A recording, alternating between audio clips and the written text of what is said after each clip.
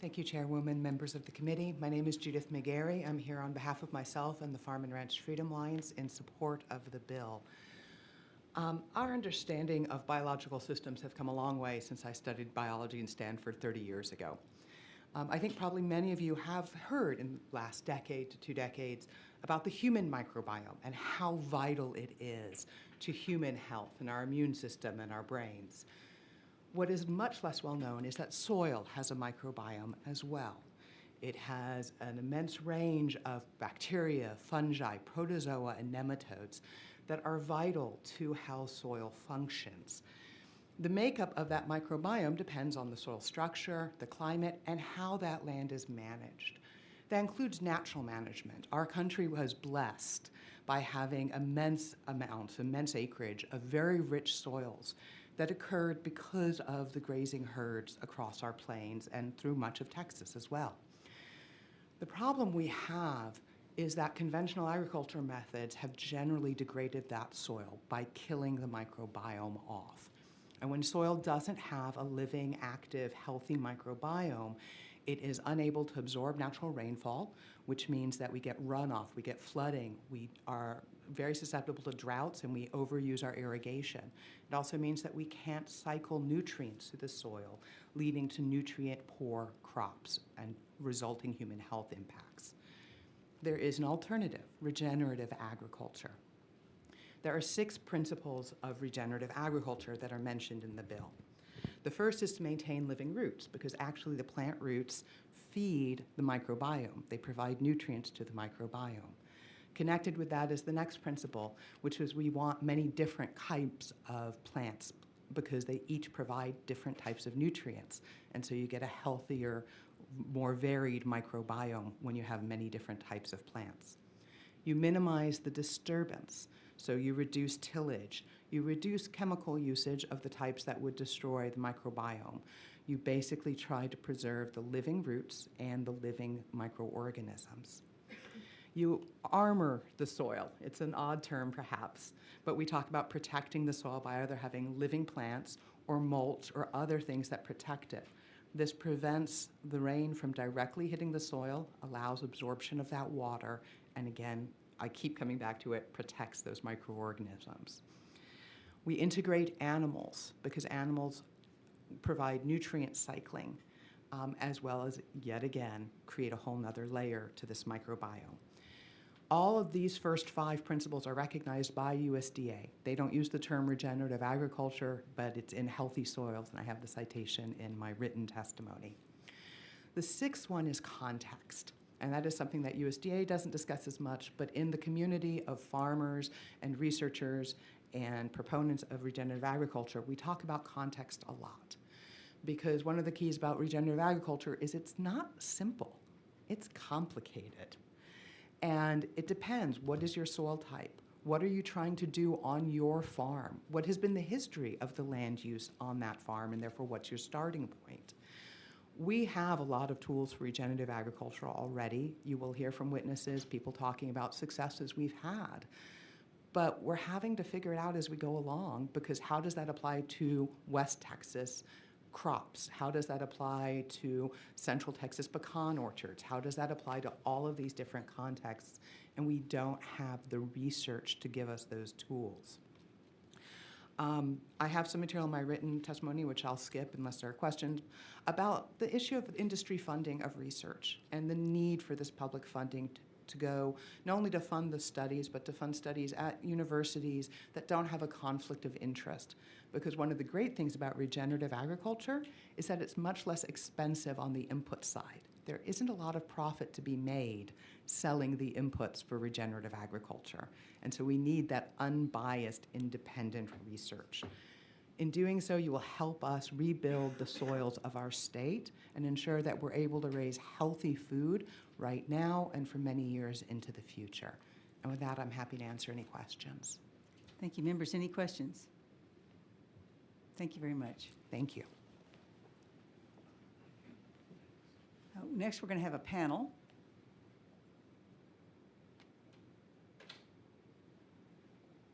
The chair calls Dr. Liz Haney, Douglas Havemann,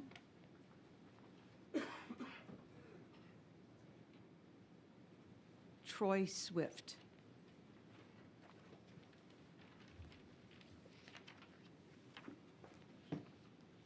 And Charles Rohla.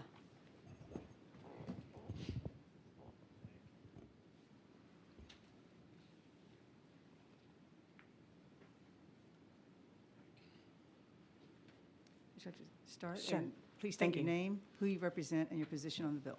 Hi, my name is Dr. Liz Haney. I'm representing myself and my company, Soil Region. We are an agricultural consulting company here in Texas, and I support the bill.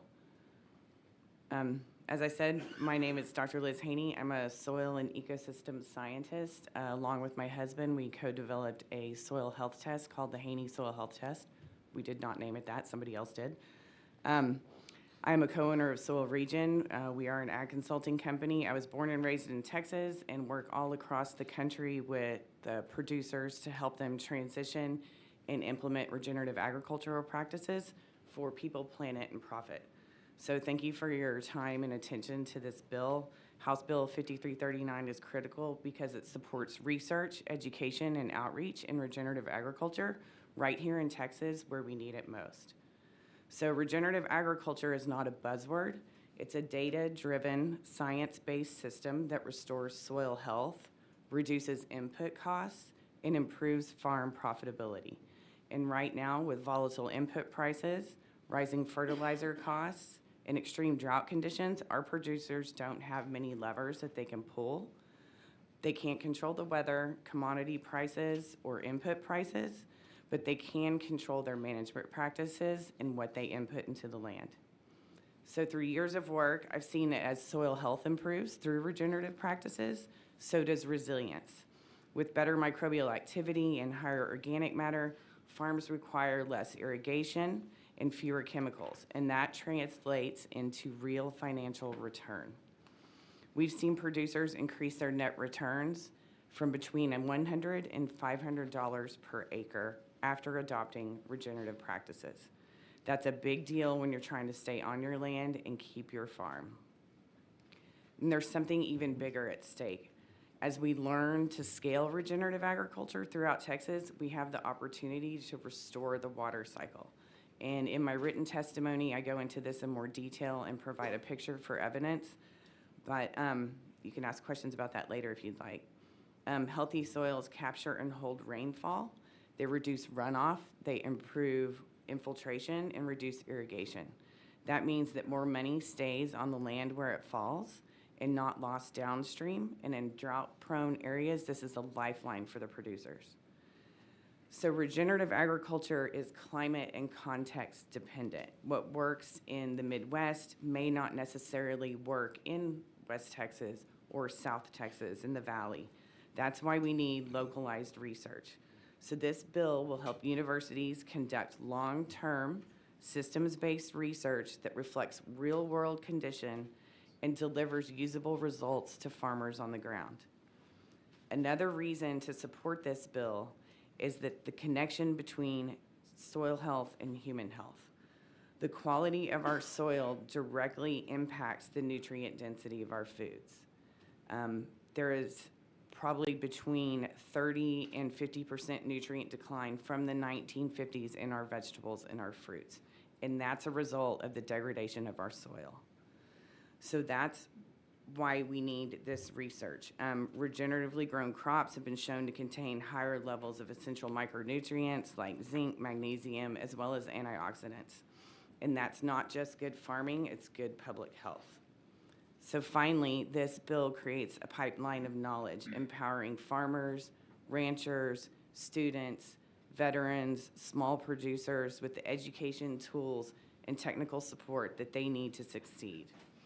Our producers are the true stewards of the land, and they want to improve the land and their own profitability to keep their families on the farm. We just need to give them the knowledge and the power to do that. I'll close with this. Regenerative agriculture isn't about going backwards. It's about using modern science to work with nature instead of against it. So if we want Texas agriculture to stay competitive, resilient, and profitable, we need to invest in solutions that restore soil, conserve water, and empower producers. Thank you. Thank you. I think we're going to hear from the entire panel before we have questions. So if you'd please state your name, who you represent, and your position on the bill. My name is Douglas Havemann. I'm co-owner of Mesquite Field Farm. My wife and I own the farm and operate the farm, and I am in support of House Bill 5339. Madam Chair, members of the committee, thank you for the opportunity to speak with you today.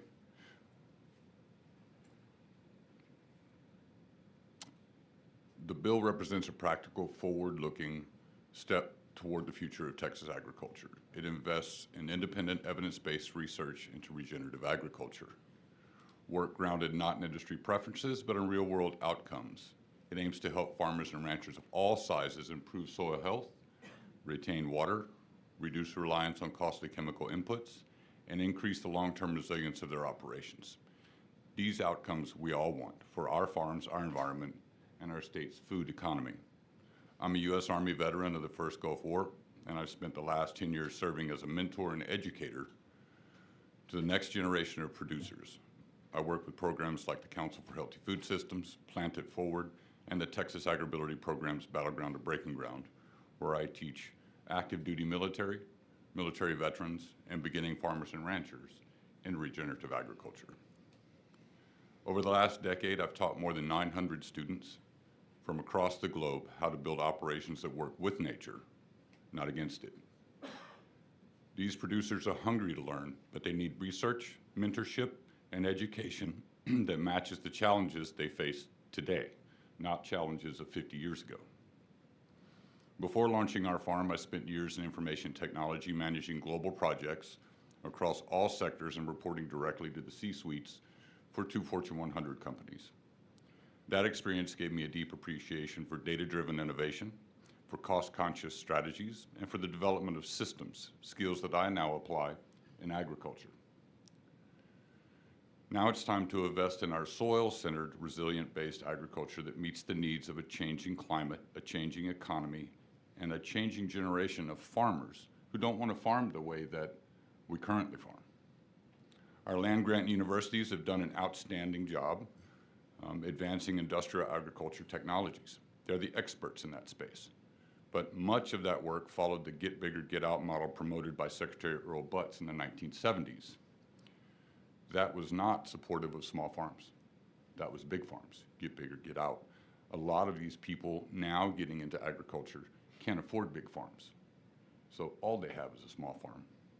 What we need now is complementary investment, equally rigorous research into regenerative systems, especially through institutions like Texas State University's Small Producer Initiative, which already works closely with small and beginning and underserved farmers. As a working farmer and rancher, I know firsthand how expensive traditional agriculture is and how much it has become. Chemical inputs, heavy machinery, and the services required to apply them are cost prohibitive for many small and mid-sized producers. These costs are a major barrier to entry for new farmers, especially retiring soldiers and veterans who are looking for healing, purpose, and community improvement through agriculture. I teach my students a simple rule in agriculture. Cost avoidance is the first way to make money in ag. Don't spend it. And that's where regenerative agriculture stands apart. Practices like rotational grazing, cover cropping, composting, and minimal to no-till methods rely on natural biological processes to build soil health. They reduce the need for expensive inputs and allow producers to build profitable businesses with lower overhead. These aren't just theoretical benefits. The economic model of regenerative agriculture is better fit for most new and multi-enterprise producers. It lowers startup costs, reduces water use, improves drought resilience, and builds soil that produce nutrient-dense food, a crucial factor in both public health and food security. Texans don't farm just one way. Many of us have multiple enterprises raising livestock, hay, planting row crops, greenhouse production, specialty gardens. We need research that reflects the complexity and delivers scalable, practical solutions that work in fields, pastures, backyards, and rural communities alike. And here's a bigger truth. Healthy soil is the foundation of food security. If we can't grow food in Texas, we can't feed Texas.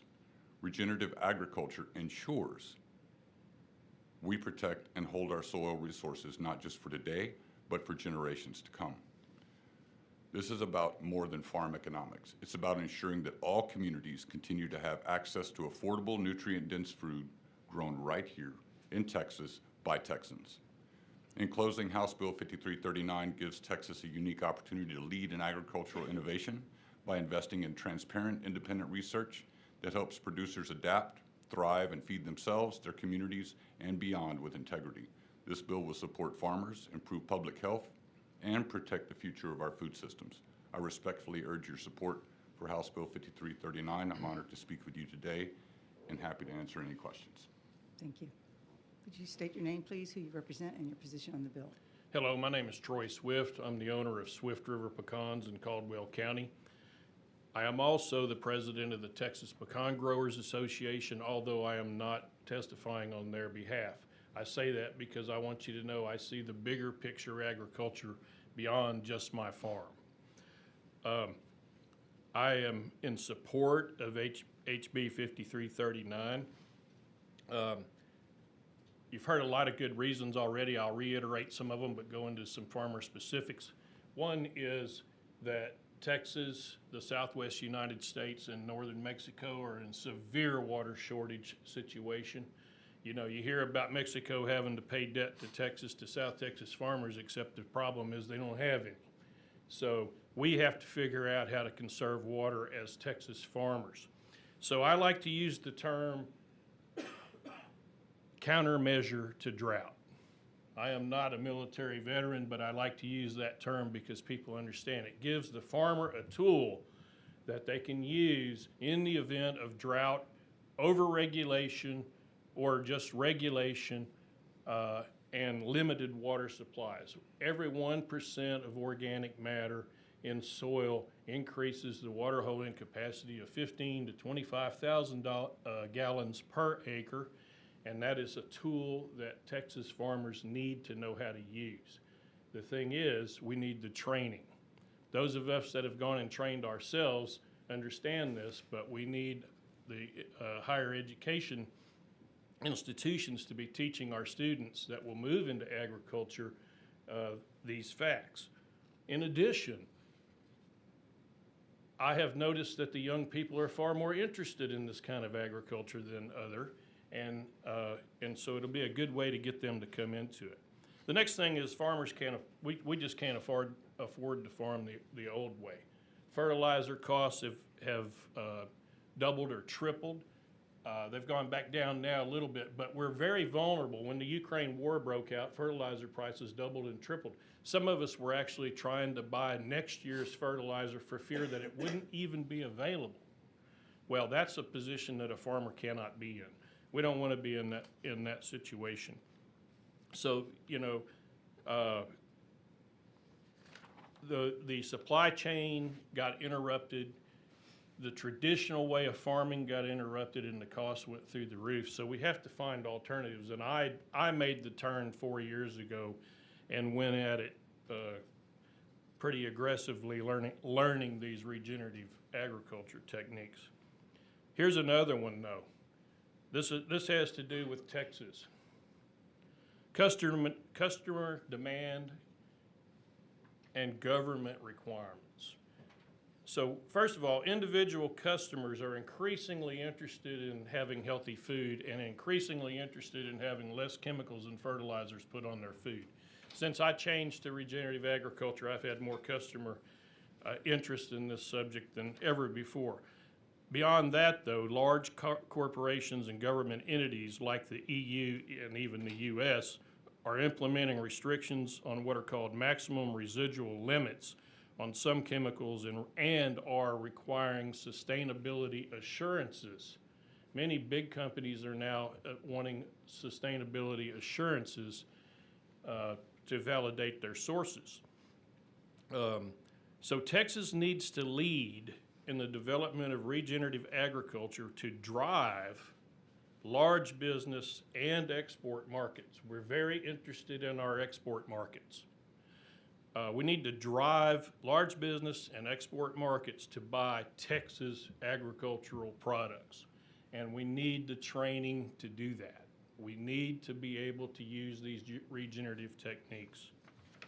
Another one is for the safety of employees, guests, neighbors, and wildlife. You may be a neighbor of a farmer that you see spraying. Regenerative improvements. With regenerative improvements, farmers can eliminate some really big problems. One is liability and training requirements for employees spraying pesticides, and that is required by the Worker Protection Act. Health issues are perceived or real. Nobody likes spraying pesticides. Restricted entry intervals that require signage and associated cost, as well as prevent labor from re-entering a field to work for a designated period, which lowers efficiency of labor on the farm. Pre-harvest intervals, this is important. I know I'm into the details here, but this is what a farmer faces. Pre-harvest intervals that cause safety concerns, food safety concerns, record keeping, and prevent pest management close to harvest time. A pre-harvest interval means if you have an infestation of some sort late, you can't spray it because it's too close to harvest time. Regenerative agriculture gives us abilities to make plants and soil stronger so we are less susceptible to these pests, and makes plants more, makes them stronger in a system called systemic acquired resistance, which is basically making the tree healthy enough to fight off its own pests. Pesticides also have unintentional consequences and residual effects on the farm and surrounding environments, as well as on biodiversity. You heard biodiversity mentioned a couple of times. Biodiversity is essential for all of the energy and water carbon cycles that Mother Nature needs to work right. So we want good biodiversity. And then finally, there's the risk of spray drift. In other words, if we don't have to spray, then we don't have to worry about spray drift going onto somebody else's farm or their farm coming onto ours for some chemicals that we don't want. By the way, drift is an issue, and drift impacts are reported to the Texas Department of Agriculture as violations and causes investigations. So regenerative agriculture is a very good way to reduce pesticides and fertilizers in order to reduce these risks and help farmers not have to deal with these things that I just brought up. Finally, and it was mentioned earlier, the regenerative agriculture soil health principles, which were just discussed, help reduce the loss of topsoil, which is a worldwide problem in agriculture. Some statistics were presented by Representative Wilson. Regenerative agriculture will help alleviate these kind of problems, which is a win-win for everybody. So please help Texas take the lead in improving agriculture. That's something I feel strongly about. When we're negotiating with India or some other country and we're trying to get them to take our exports, we want Texas to be at the lead. That's what we want. Thank you for your time and interest on this subject. Always at my place, orchard tours and presentations are available upon request. And I've given you a lot more than this. Please read it, and I'm open for questions anytime. Thank you, sir. Please state your name, who you represent, and your position on the bill. Dr. Charles Rohla, Noble Research Institute, and we are neutral on the bill. Okay. Distinguished members of the committee, thank you for this opportunity for me to testify on behalf of Noble Research Institute regarding the importance and need for funding regenerative research within our institutes of higher education. The Noble Research Institute is the nation's largest independent agriculture research organization. Our sole focus is to guide farmers and ranchers in applying regenerative principles that yield healthier soils, more productive grazing lands, and business success. We do this through offering a portfolio of in-person and online regenerative courses. We also conduct rigorous scientific research in conjunction with land-grant universities and non-land grant colleges.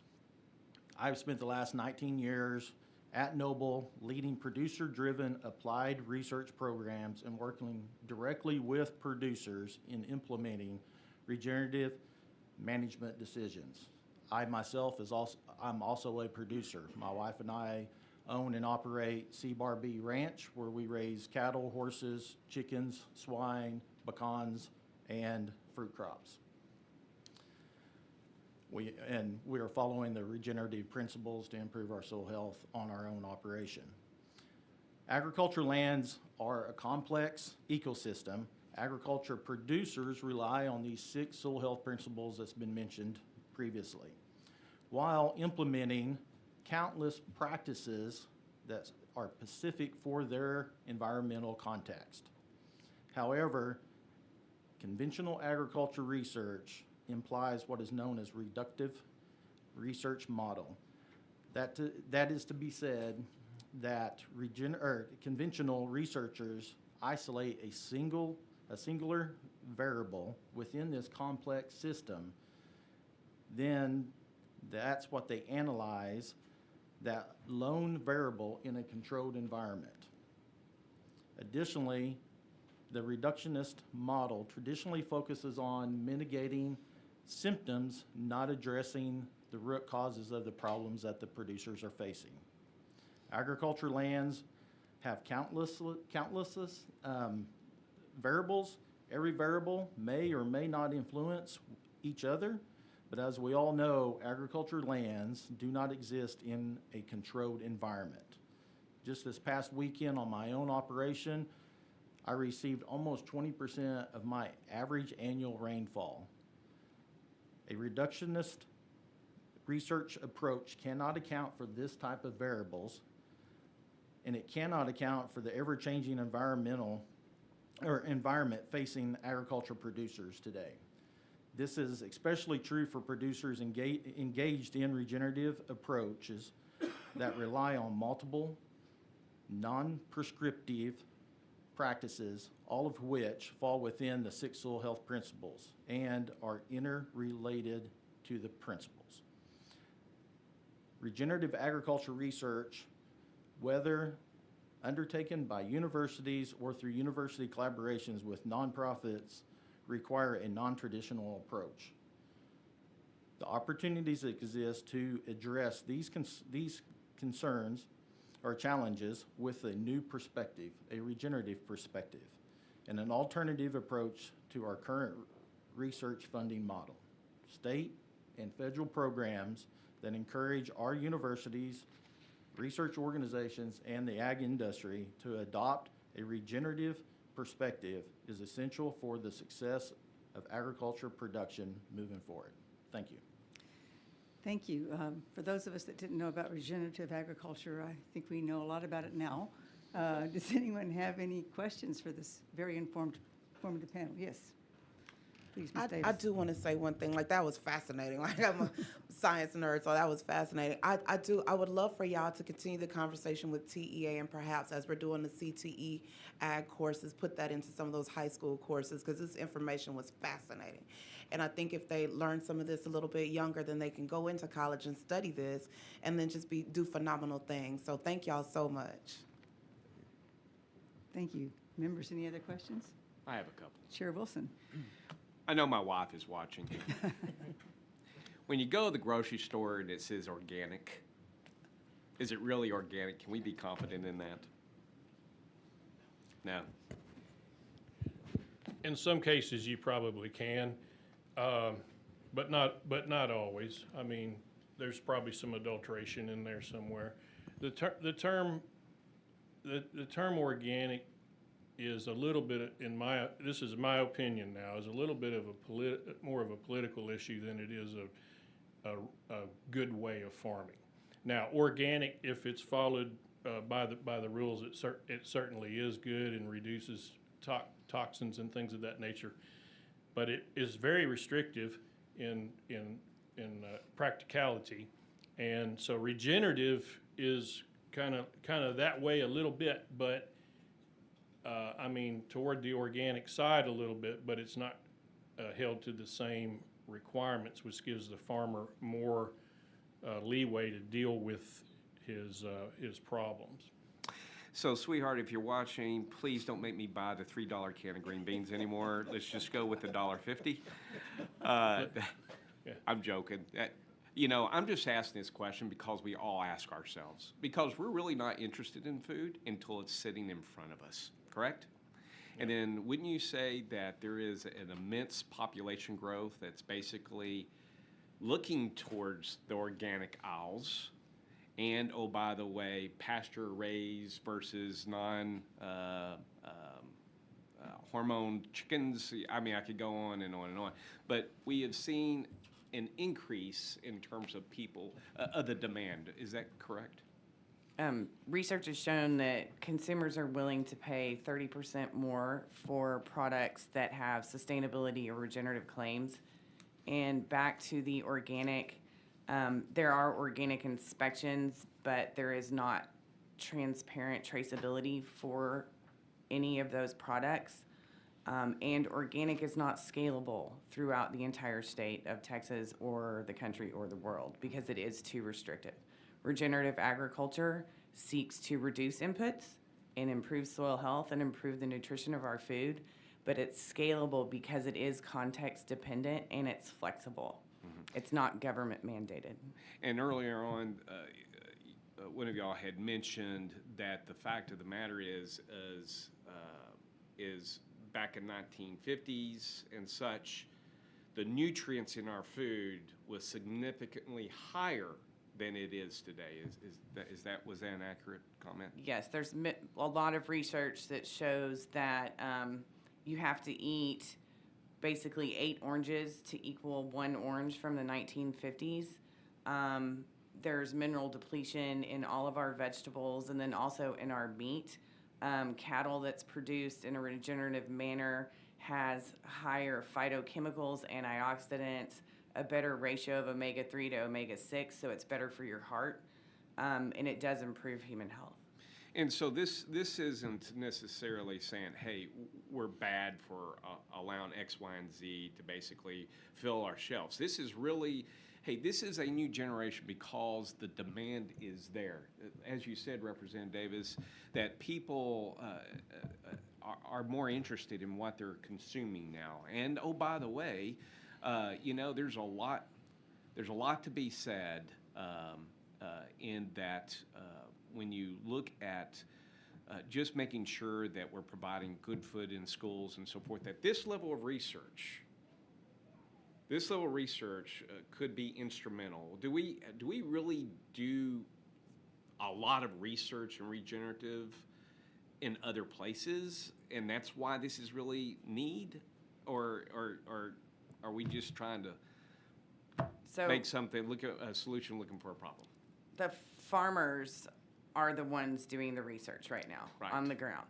Right. They're the ones going through and figuring out the ways to make changes. Regenerative farmers are different than conventional farmers in that they're usually very willing to share their successes and their failures. But in order for this to reach scale so that we can provide more nutritious food for our kids in school, they can get better test scores because they're eating better. We can reduce disease rates, reduce diabetes, and that's all economic return as well, right, in the healthcare system. We need to scale this research and do it here in Texas so that we're seeing what the impacts are here versus, say, in California or somewhere else. So scale is the key word here. And, sir, you had mentioned the number of folks who are getting into farming, especially those who are our veterans who are currently separating from the services, many years of war on terror. And I get it. There's something peaceful about working the land, or cattle don't talk back that much. But at the end of the day, it's therapeutic. But we need to inform, right? And the only way to inform with fact is research, and research from our higher education institutions focused on small farmers and mid-sized farmers. Is that correct? Yes, sir. So we have the price of land across the United States is just absolutely atrocious. The majority of the students that start in our programs don't even have land yet. We're starting to teach them the process of regenerative agriculture and how to build a business plan, right? So you got to start at the ground level. But our military veterans are coming back after seeing the atrocities that they've seen, and they don't want to experience that in this country. So they really want to get into agriculture, produce their own nutrient-dense food, and provide for their communities so that they don't experience what they've seen in other places. And out of the organic conversation was interesting that during COVID, people got real friendly and real close with their food. And scarcity of food on the shelf drove a lot of people to come and look at the farmers that they were now able to buy from because they couldn't get it in a grocery store. We've been looking at this trend for over 10 years, and it's going to continue to grow. People really want to know where their food comes from. So we need public confidence in our food. And to do so, there needs to be a source for which they can reflect and be open to. And you had mentioned a program with Texas State, I believe. Yes, sir. The Small Producers Initiative with Texas State works with many of our veterans and beginning farmers and ranchers. I've sent them there. They've helped me apply for grants, things that I had never done before. Yeah, absolutely. I appreciate that. And then, of course, gentlemen, y'all had mentioned, sir, you had mentioned safety for the farmer as well. When you're getting into farming and so forth, you know, when you're out there and you're looking to nurture that land, you know, obviously you're starting off with probably a field of weeds, and so the first inclination would be to pesticide, correct? Yes, sir. Put it in perspective, I didn't plant a pecan tree till I was 42 years old. I didn't come out with an agricultural education at all. And then I was confronted with all of the rules and regulations that are on the labels of chemicals that I was taught to use when I finally did get my my training. And we really do have concern about our employees and family members. Farmer safety. Farmer safety. Yes, that's right. Farmer safety. I mean, if I give you a jug of liquid death that has skull and crossbones on it and tell you today you're going to go spray that, you're probably really not going to want to do it. And also, I'm going to have to provide you the proper PPE and all of that. What The this proportion. what- Are you talking about the proportion? the amount? the protective equipment. Okay, gotcha. Okay. The thank you. farmer would have to supply the protective Okay. equipment and the right farm equipment. The real deal here, if I had to boil this down, is a lot of this agricultural problems, from drought to overuse of chemicals to overuse of fertilizers to spending too much on inputs. No matter what I study, it all boils back down to soil health. If you use the 6 principles of soil health and you can make a healthy soil that makes a healthy plant, it can then defend itself more readily, not from everything, but be a lot more efficient at defending itself against pathogens and insects and other pests. And then it makes a more nutrient-rich food, which makes a healthier person. That's what it's really all boiling down to. And for Texas farmers to stay in business, and I say this from looking at the big picture from my position in the Texas Pecan Growers Association, Texas is going to have to come up with a training for farmers to understand how to do these things, and also to be able to validate these new techniques against other people who are the naysayers. And we need to be able to convince them through science and research and education that we're on the right road. And I sure believe we are, and I can tell by looking at my trees too. Thank you. Thank you, Madam Chair. Sure. Members, any other questions? Thank y'all very much. We have a couple more witnesses. Travis McCormick and Devyn Shiplett.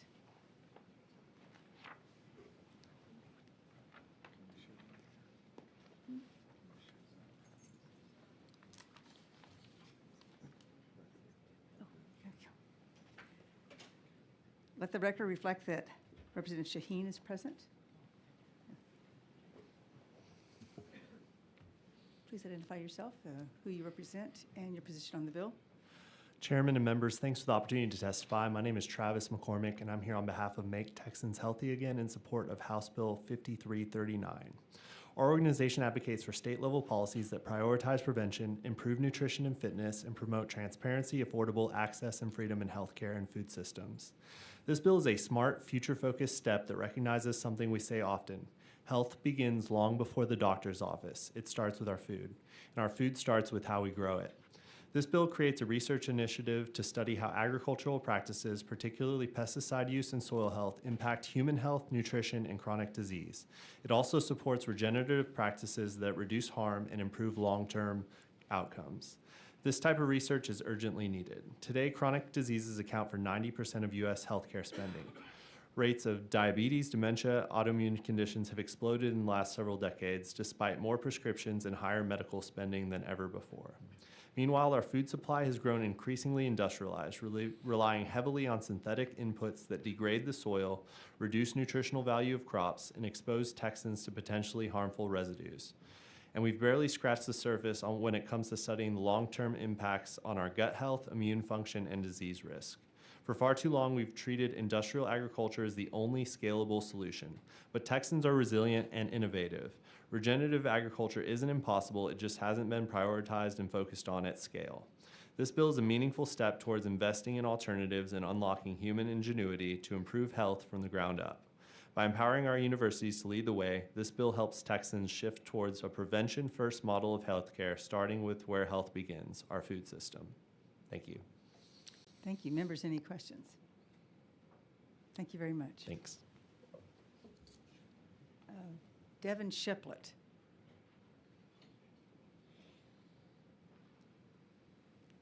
Please state your name, who you represent, and your position on the bill. Good morning. My name is Devyn Shiplett. I'm here representing myself in favor of House Bill 5339.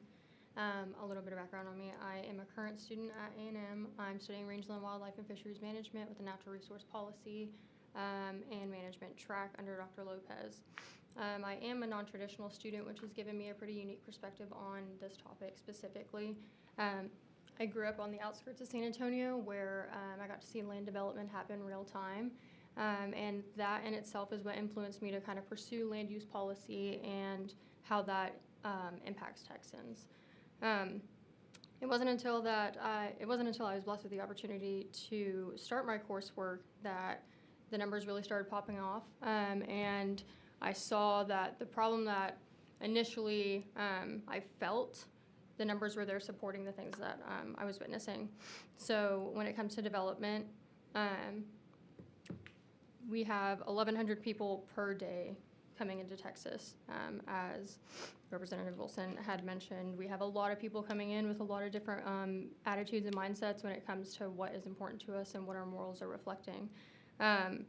Because we have so many people coming into the state at this time, we're losing 1,000 acres of working lands in Texas per day.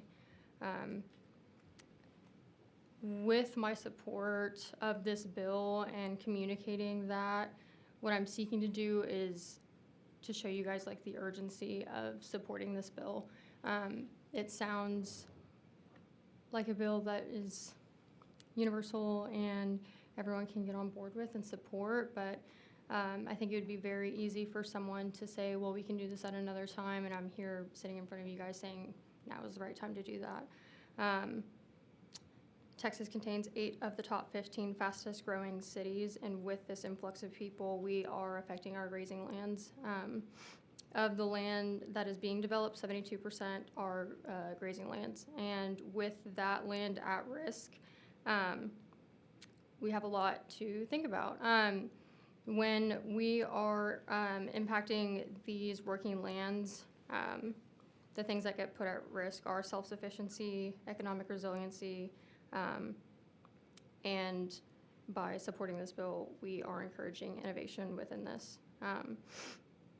Also, as previously touched on, water capture is something that is struggling right now in Texas and as a nation, as an issue. 83% of rainfall falls on working lands, so being able to take care of these lands in the best possible way is imperative and an urgent issue. something that I love looking at when it comes to this topic is kind of 3 steps ahead. So we hear about the health benefits, we hear about community benefits, but something that I think very often gets looked over is national security. If we can't feed our nation, we're relying on someone. Right now, Mexico and Canada are first and second when it comes to who we're buying from, and China is a close third. We should be a competitor in that. We should be, as a nation, and Texas needs to do its part to do that as well, right? But we have big shoes to fill. We have neighbors who are doing their part when it comes to generating, and we're not stepping up right now. A big contributor to that is, forgive me, lower unit value, specifically with soy, corn, and cotton, and then lower volume in terms of beef. So we're not producing quality products that people want to buy on their own, and creating a better soil environment. Soil health is at the foundation of all of this. We'll be going on our 3rd year of being in a trade deficit with these 2 metrics as the driving factors that people are not supporting Texans when it comes to ag production. Innovation is a large part of this bill. We want to encourage innovation. Right now, Texas A&M does have a really excellent guy down with us, Dr. Goodwin, and he is leading the way when it comes to this, but he is not in a large pool.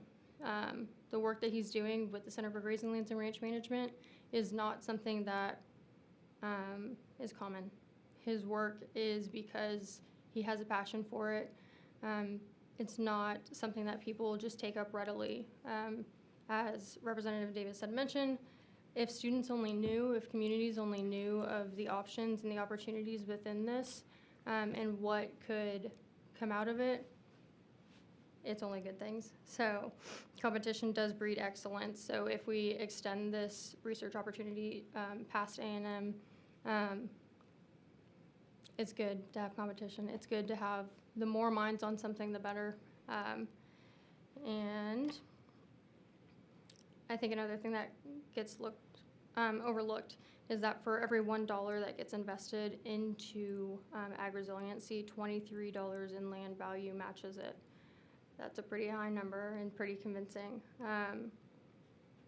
Over a 20-year period, $590 million in ecosystem services would be produced through Texas Farm and Ranch Conservation Programs, $4.1 million annually in ag commodities, $16.4 million in water savings, and $22.6 annually in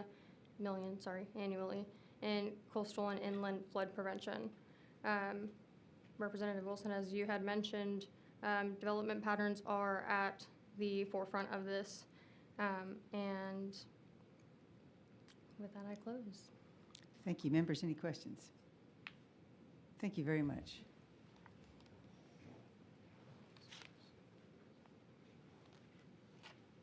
We have a resource from Texas State University if anyone has any questions. Okay. Is there anyone else who wishes to testify on, for, or against House Bill 5339? If not, the chair recognizes Chairman Wilson to close on the bill.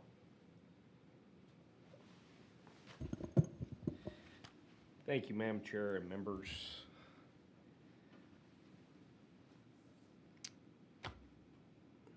Let me redirect.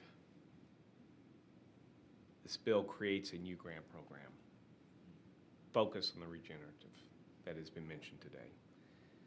Incentivizes agricultural research and education so that we can offer many new avenues of education for our farmers and future farmers. Simple as that. It's for healthy living. It's not an anti-pesticide. I will tell you, when I left the service, my goal was to go on our little patch of land and mend some fences that hadn't been touched in like 32 years and you know, push around some cattle. And when I got back and looked to the resources that was available to figure out how to do this, it was complex. And there was just one way of doing things. And so today, I will tell you that I use pesticides, but I use pesticides wisely, where they should be, in the right proportion, and not necessarily on the feed or the crop, but to help protect the feed and the crop. At the same time, I will tell you that if I was looking into doing something else with that land, I will tell you, when it comes to regenerative, focused on that, I want to make sure that I produce a healthy product. It's tough, because when you look to the entities out there, there's, like I said, one way of doing things. You turn the soil over, you throw stuff all on top of it, and you degrade the soil value. I have learned that no-till is a way to go. It keeps the moisture in, but I had to go out there and I had to research it myself. Also looking for opportunities in terms of what is the right seed to survive this particular complex environment. There is so much. It's very complex, but at the same time, I will tell you, it's very rewarding. And I'm encouraged that there are a lot of young people out there that are, once again, potentially looking to agriculture. But then again, when they look at the cost of not just the land,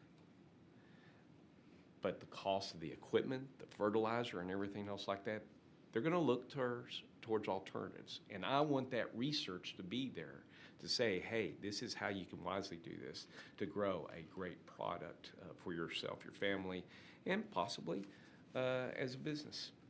And with that, I'm open for questions. If none, I close. Members, any questions? Great, thank you. I'll tell you, for this former hippie, it's really good to see y'all catching up with us. Sorry. Ma'am, I will admit I do own a pair of Birkenstocks now. Also, Can you envision that? Also, as a child of the 50s, I must be very healthy from the food that we apparently had in the 50s. So there's that too. Wow. No, excellent. Thank you, Chairman Wilson. Thank you. I appreciate it. If there's no objection, the committee substitute is withdrawn and the bill will be left pending. Is there an objection? The chair hears none and the bill is left pending. You can go ahead and close it out. Texas residents who wish to submit comments related to the agenda items can proceed until the hearing is adjourned. Thank you to the witnesses for all of your remarks. Members, that concludes today's agenda. Is there any further business for the committee to address? If not, the chair moves to adjourn. Is there an objection? Hearing none, the committee stands adjourned, subject to the call of the chair. Thank you all for your participation and dedication.